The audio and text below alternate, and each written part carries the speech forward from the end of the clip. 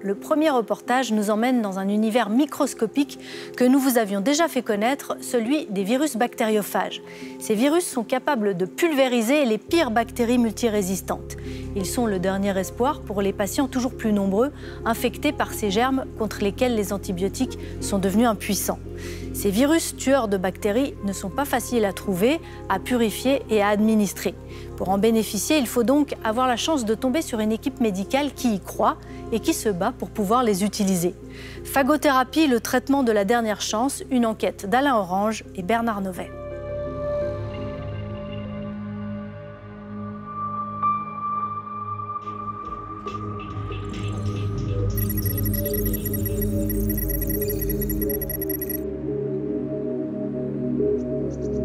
Janvier 2018.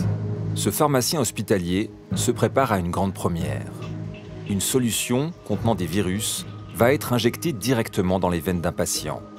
Cette thérapie, totalement atypique, n'est autorisée qu'à titre exceptionnel pour des cas désespérés. Le statut juridique de ces produits en France n'est pas défini. Et donc, oui, effectivement, il faut prendre la responsabilité de préparer ce type de solution. Ouais. La loi permettrait aux pharmaciens de refuser de participer, mais il s'est porté volontaire, car cette thérapie pourrait vaincre une infection causée par une bactérie rebelle à tous les traitements connus. Alors, la principale motivation, c'est des patients qui sont potentiellement infectés avec des souches extrêmement résistantes et pour lesquelles les antibiotiques ne fonctionnent plus ou très mal. C'est le professeur Tristan Ferry, spécialiste des maladies infectieuses, qui va pratiquer l'injection. Ce patient cardiaque est en urgence absolue. Il a été opéré 1 mois et demi plus tôt pour changer une valve de son cœur. Le chirurgien a eu la très mauvaise surprise de découvrir une bactérie ultra résistante appelée Pseudomonas. Donc on va faire 5 cc par 5 cc. Il y a 10 jours de cela, alors que les choses allaient bien, le patient a de nouveau présenté cette bactérie dans le sang. Donc là, c'est une catastrophe. On ne peut pas proposer de nouvelles chirurgies. Et en même temps, on avait un traitement antibiotique de dernier recours. Le virus injecté à travers ce tube arrive directement dans le sang. Une méthode risquée, car elle peut provoquer un choc toxique si la préparation n'est pas totalement maîtrisée. Mais c'est le seul moyen d'atteindre le cœur infecté du patient. Nous avons longuement discuté avec lui et sa famille et il était d'accord pour qu'on puisse l'injecter par voie intraveineuse. Aujourd'hui, c'est la 3e injection. Pour l'instant, ça se passe bien. On n'a pas retrouvé la bactérie dans le sang pour l'instant. Donc, on dirait qu'on est dans une situation plutôt favorable. Sauf qu'on ne sait pas si c'est une situation favorable transitoire ou si ça va durer. Une thérapie pleine de points d'interrogation. Rien que la fabrication du produit est totalement atypique. Ces virus d'un genre particulier sont puisés dans les eaux usées. On les appelle des bactériophages ou tout simplement des phages, car ils se nourrissent exclusivement de bactéries. Par exemple, celles que l'on trouve dans les déjections humaines. Pour compléter sa collection, le microbiologiste lausannois Grégory Reich écume les stations d'épuration de Suisse et de France. Je ne pourrais pas vous dire exactement combien de bactéries et combien de phages on a d'espèces différentes dans cette bouteille. On sait qu'il y a à peu près 1 million de phages par goutte d'eau dans le lac Léman. Donc l'eau est quand même moins pure que dans le Léman. Ici, on a énormément de bactéries. On pourrait estimer à plusieurs milliards de particules de bactériophages dans cette bouteille. Les phages sont des tueurs de haute précision. Chacun attaque une bactérie bien spécifique. Ils forment ainsi des couples qui coexistent depuis la nuit des temps. Les bactériophages se développent aux dépens des bactéries, les bactéries développent des résistances et puis arrivent quand même à survivre à des attaques de phages. Et donc c'est une coévolution qui se fait comme ça depuis des millions et des millions d'années. Et c'est pour ça, encore une fois, que les bactéries et les bactériophages sont toujours présents à la surface de notre planète à l'heure actuelle. Le phage est un virus inoffensif pour notre santé, puisque chacun ne tue que la bactérie avec laquelle il coévolue. À l'aide de crochets, il se fixe à la surface de sa proie. Puis, il fait un trou pour injecter son matériel génétique. À peine entré, il détourne la machinerie cellulaire de son hôte pour se multiplier à toute vitesse.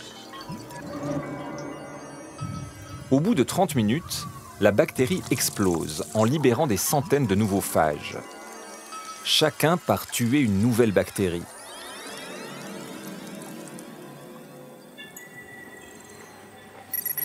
Une fois ces échantillons récoltés, Grégory Reich rentre les analyser pour découvrir quel phage tue quelle bactérie. Voici une souche de bactéries prélevée sur un patient. On la dépose dans un milieu de culture. Lorsqu'elle s'est multipliée, on ajoute une goutte de chaque échantillon de phage pour voir lesquels peuvent détruire précisément cette bactérie-là.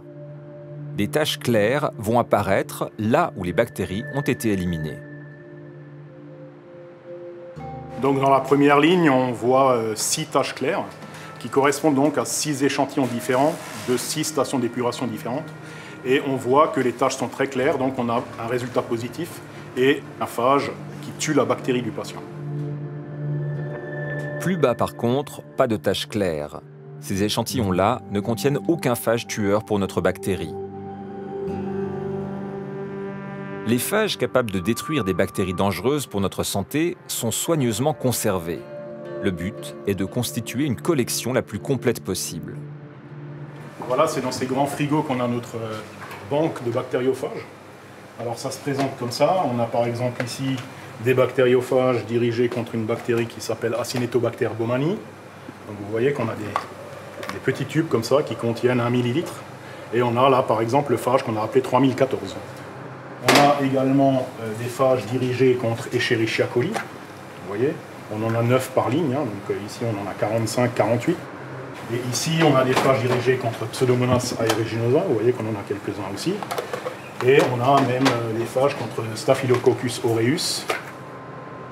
Le but c'est d'avoir au moins un phage qui tue chaque souche pour chaque patient. Ces tubes sont pour l'instant condamnés à rester au frigo. Car contrairement à la France ou à la Belgique, en Suisse, les médecins ne se battent pas pour utiliser la thérapie par les phages.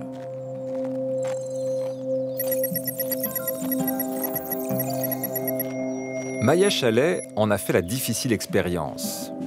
Elle souffre d'une maladie génétique rare qui s'apparente à une mucoviscidose. Ses poumons et ses bronches étaient en permanence encombrés de sécrétions qui l'étouffaient. Un terrain de rêve pour des bactéries toujours plus résistantes aux antibiotiques. Les infections devenaient incontrôlables. Je faisais des cures d'antibiothérapie de 15 jours, intraveineux, en convalescence de pneumologie. Je revenais comme si je n'avais rien eu comme traitement. Ça ne faisait quasiment plus effet du tout. En 2013, elle tombe sur la première émission que 36.9 consacre à la phagothérapie. Pour commencer, nous allons parler du contenu de cette petite fiole, un curieux médicament oublié durant un demi-siècle dans les méandres de l'histoire. Jusqu'à la fin des années 40, le risque de mourir d'une... Je me suis dit, mais c'est extraordinaire, il y a une solution, c'est possible, on arrive quand même à éliminer ces bactéries. Mais d'abord, je me suis adressée à mes médecins pneumologues ici, au CHUV, et ma médecin de Martigny, pour leur demander si c'était possible pour moi de recevoir ce traitement. Et puis, évidemment, ils m'ont répondu que c'était pas possible du tout. La phagothérapie est pourtant née près de chez nous. Elle a été mise au point dans les années 20 par Félix Derel, un chercheur de l'Institut Pasteur à Paris. Après des débuts prometteurs, elle a été supplantée en Occident par l'arrivée des antibiotiques. Mais elle a survécu derrière le rideau de fer, surtout en Géorgie.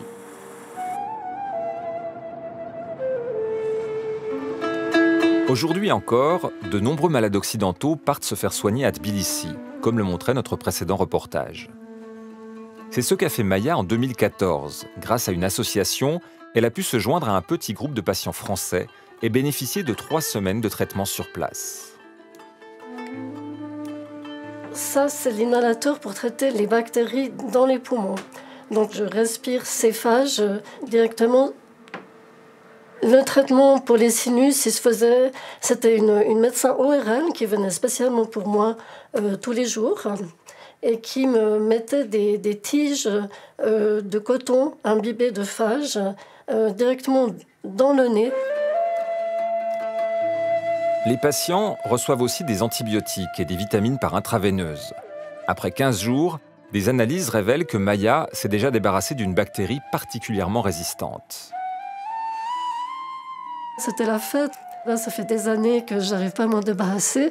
Et après 2 semaines de traitement, cette bactérie a disparu.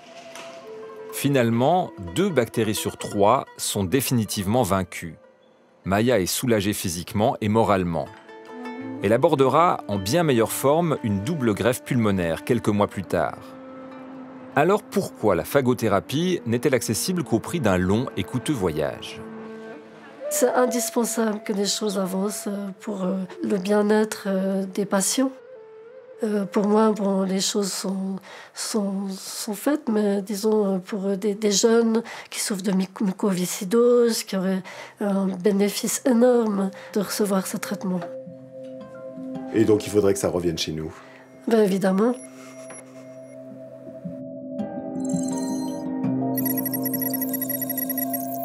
Le retour de la phagothérapie pour tous les patients occidentaux, voilà ce que réclame également Christophe Novoudipiko.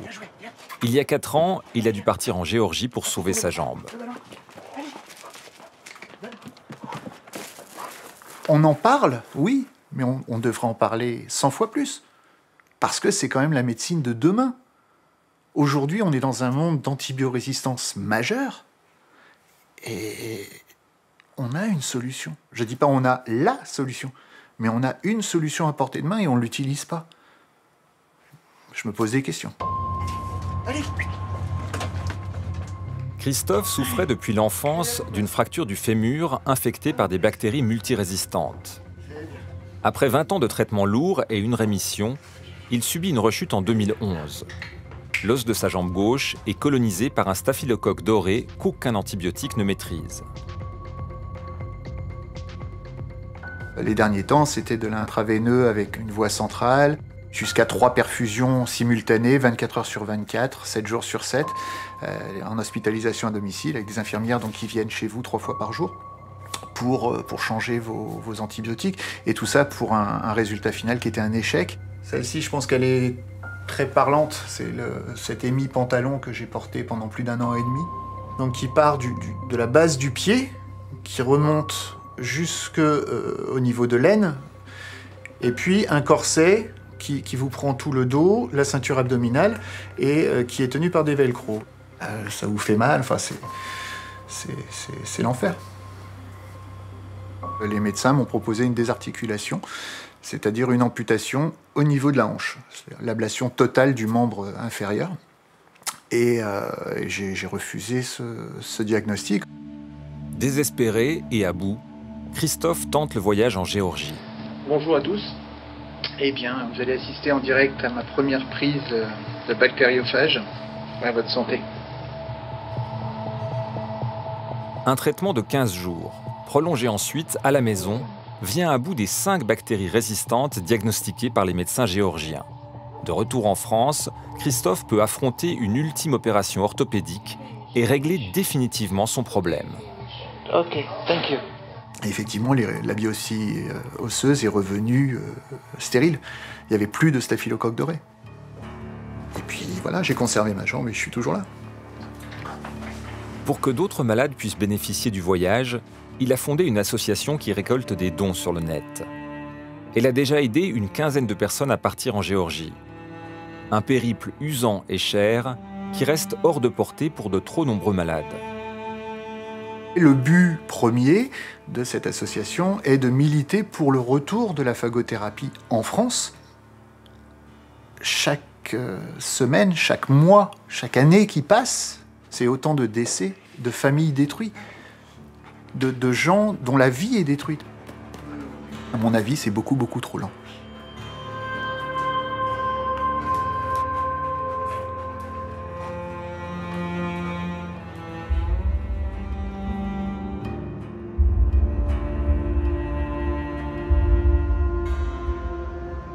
Si c'est trop lent, c'est que 60 ans d'antibiotiques ont habitué la médecine à la facilité et l'ont rendue méfiante vis-à-vis de cette thérapie d'un autre siècle, plus difficile à maîtriser. C'est vrai qu'on parle là d'un biomédicament à base de virus actifs, ce qui n'est pas sans risque, un traitement qui exige beaucoup de manutention de la part de professionnels très bien formés. Il faut renouveler aussi la culture de ces bactériophages tous les 6 mois, donc ça ne se fabrique pas sur une chaîne robotisée comme les médicaments, c'est périssable et plus compliqué à stocker. En résumé, le retour de la phagothérapie dans nos hôpitaux dépend de l'action volontariste de quelques médecins assez enthousiastes pour vaincre la résistance de leur direction et de leur comité d'éthique. Or, en Suisse, on est au point mort. Il ne se passe plus rien. Nous possédons pourtant le savoir-faire et une riche collection de phages grâce à l'équipe de Grégory Reich. Et les besoins existent.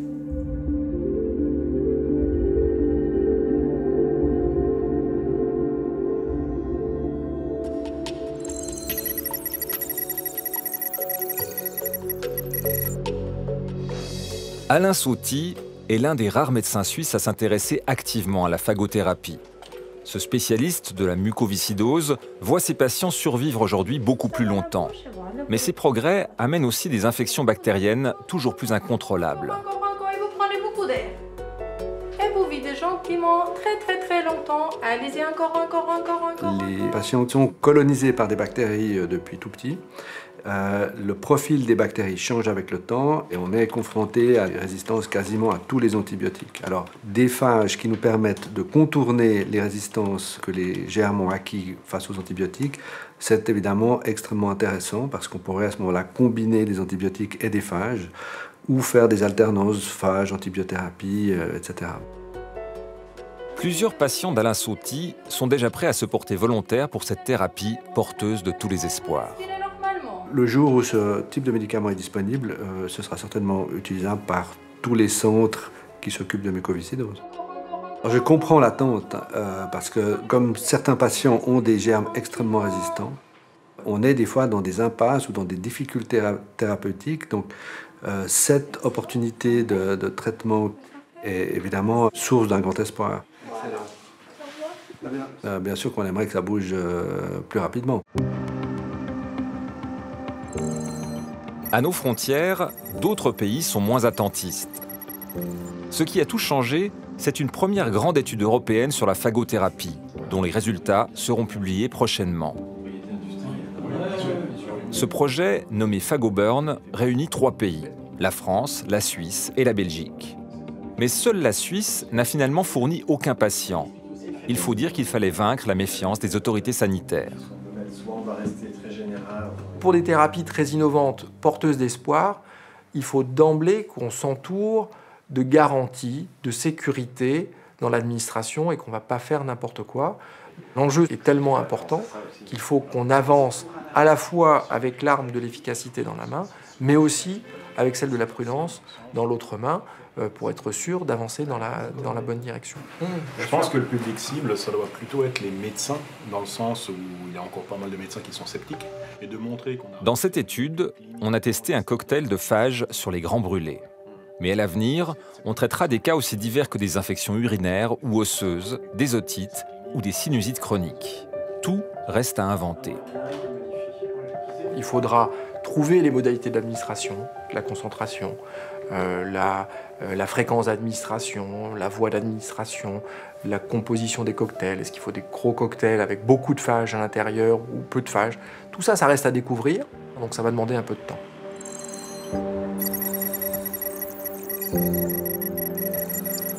Inutile de compter sur les grandes firmes pharmaceutiques. Elles délaissent totalement ce marché, jugé trop peu rentable.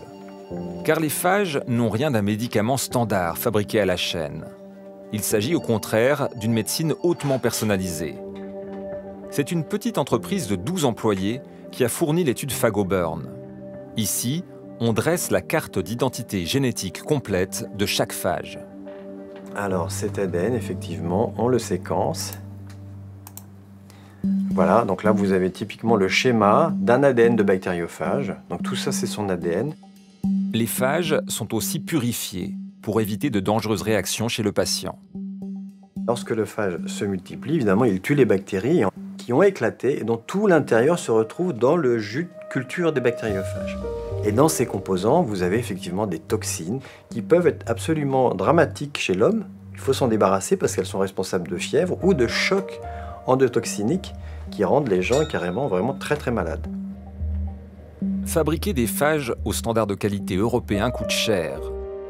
À plusieurs dizaines de milliers d'euros le traitement, c'est 10 fois plus cher qu'en Europe de l'Est.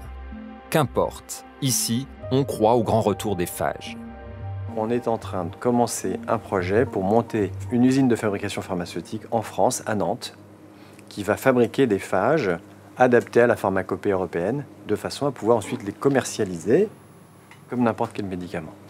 Donc vous anticipez un développement de la prescription de phages? Absolument.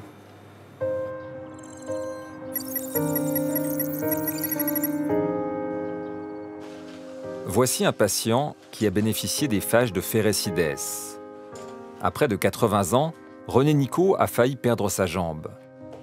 Une bactérie multirésistante avait colonisé sa prothèse du genou. Les traitements conventionnels avaient viré au cauchemar.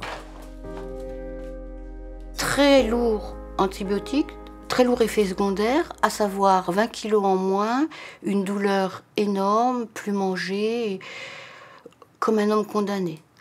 C'était affreux, c'était 3 trous dans le genou, des trous qui s'ouvraient avec du pus, qui coulait, et on n'arrivait pas à enrayer du tout. Avec des douleurs importantes? Ah oui, oui, oui.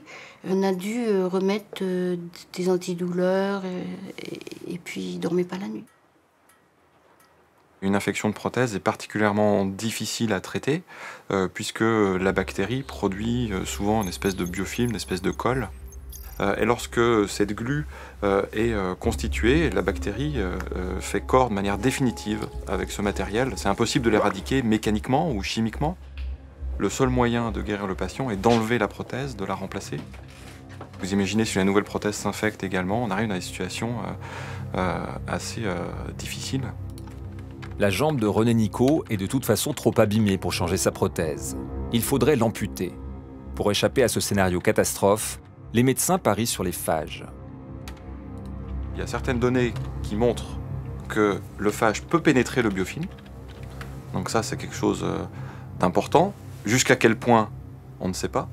Sans doute que s'il pénètre le biofilm avec dans l'environnement un antibiotique, sans doute que c'est une action synergique, c'est-à-dire combinée. Et le dernier élément, c'est qu'une bactérie complètement résistante aux antibiotiques peut être parfaitement sensible aux bactériophages. Tristan Ferry a mis au point une méthode originale.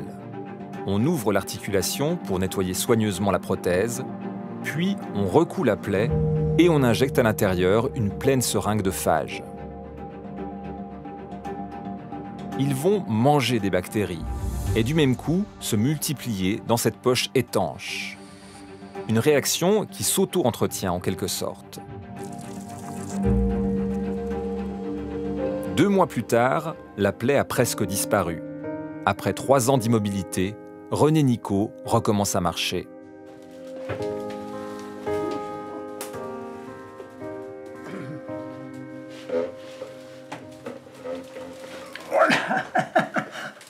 Voilà. Je t'ai mis un petit peu de fruits si tu as envie. C'est du jus de pomme, tu aimes bien. C'est mon thé, il est encore pas trop infusé là. Ouais, là maintenant je peux poser le pied, comme on peut dire, par terre, sans problème. Se lever quand il en a envie, à table sans problème, les toilettes, tout. Une autonomie complète pour s'habiller, pour tout. Et on souhaite que beaucoup de personnes en bénéficient, surtout si ça peut éviter des amputations. Ça a été notre première réflexion. C'est extraordinaire de voir ça. Ici, grâce à la force de conviction d'une équipe médicale, cela fait 10 ans qu'on traite certains patients avec des phages. Le centre des brûlés est confronté à d'innombrables cas de plaies ouvertes, infectées par des bactéries ultra-résistantes. Cet homme est victime d'une bonbonne de gaz qui a explosé sur son balcon. Je ne sais pas, ça a soufflé, on dirait une bombe qui était éclatée.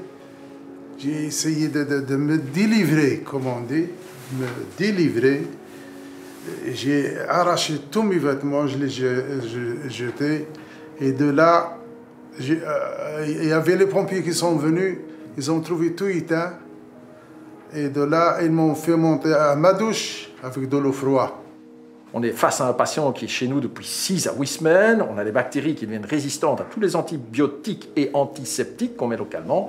On peut lui proposer des phages et on espère une amélioration. Comme leurs collègues de Lyon, ces médecins ont inventé une méthode sur mesure. La jambe infectée est nettoyée et rincée. Puis on l'imbibe soigneusement d'une solution contenant des phages.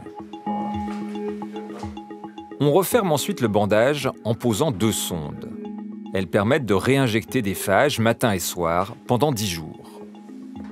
Ici en Belgique, je pense qu'il y a entre 800 et 1000 patients qui chaque année meurent de bactéries résistantes à tous les antibiotiques. À travers le monde, c'est plusieurs dizaines de milliers, voire plus. Et donc c'est un problème réel de santé publique, donc à travers tout le monde occidental, et il fallait trouver une solution. Depuis 2007, une trentaine de patients ont ainsi été traités avec des phages. Cette femme a eu la jambe écrasée par un poids lourd sur un passage piéton. Et au moment où je suis retournée, le camion était là, quoi. Donc j'ai rien compris. Il m'a renversée et donc il a vraiment roulé avec son énorme roue sur ma jambe. J'ai gardé conscience tout le temps. J'étais persuadée que j'allais tomber dans les pommes. Peut-être que la douleur était tellement atroce que je suis restée consciente, quoi. Pour greffer sa blessure, on a prélevé de la peau sur son autre jambe. Et c'est cette plaie-là qui a été colonisée par une bactérie multirésistante, d'où le recours aux phages. Le but, ça, c'est de réduire la quantité de la bactérie sur la plaie. Avec une réduction de la quantité de la bactérie, l'infection, ça part et la plaie, ça ferme. On peut imaginer éliminer totalement la bactérie? C'est possible, oui, mais ça, on doit analyser.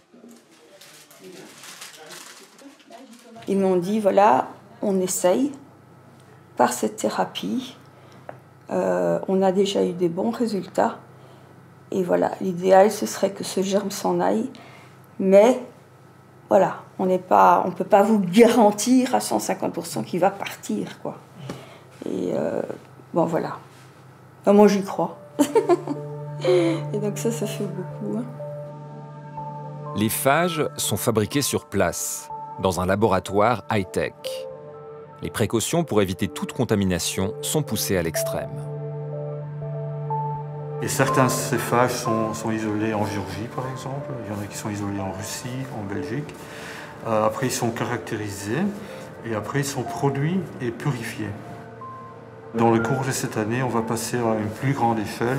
Ce sera aussi pour d'autres hôpitaux. On veut aider donc les médecins à utiliser des phages partout et à un prix raisonnable. Pour obtenir le droit d'administrer des phages, cette équipe s'est appuyée sur un article de la Déclaration d'Helsinki. Elle énonce des règles d'éthique médicale reconnues dans le monde entier. Cet article dit en fait, lorsqu'un médecin est convaincu qu'un traitement non reconnu jusque-là dans le pays, dans la pharmacopée du pays, peut apporter une amélioration de l'état du patient, il peut l'utiliser. Et donc c'est sous ce parapluie que, ici en Belgique, on a pu, au sein de l'hôpital militaire, traiter certains patients. Et ces efforts ont payé. Les autorités belges viennent d'assouplir leurs règles. L'équipe de Serge Jeunesse va pouvoir élargir ces traitements par phage. Pour un médecin, c'est rassurant de savoir que l'Agence belge des médicaments soutient ce projet. D'un point de vue responsabilité, mais aussi d'un point de vue scientifique, se dire il faut essayer d'avancer, il faut essayer de voir quelle va être la place dans le futur de la phagothérapie.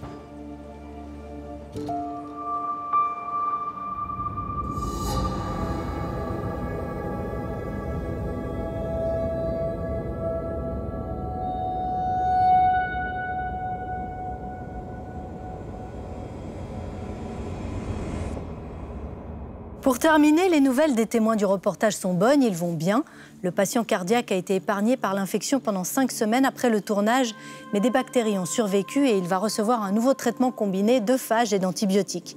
Il n'existe pas de remède miracle, on le sait, mais la phagothérapie représente un espoir sérieux et une alternative aux antibiotiques, y compris en médecine vétérinaire, dans l'élevage par exemple. Et même dans les cultures, un phage contre le feu bactérien plutôt que des pesticides toxiques, ça fait rêver. Et c'est possible Affaire à suivre.